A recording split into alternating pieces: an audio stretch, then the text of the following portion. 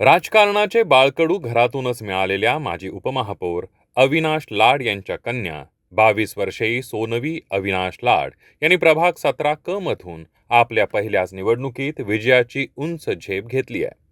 विशेष म्हणजे सोनवी यांच्या सोबतच त्यांच्या आई माजी नगरसेविका प्रणाली लाड या देखील याच पॅनलमधून विजयी झाल्यात.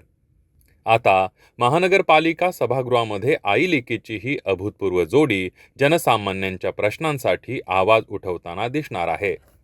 केवळ 22व्या वर्षी विजय मिळवत सोनवी लाड या यंदाच्या महापालिका निवडणुकीतील सर्वात कमी वयाच्या नगरसेविका ठरल्यात.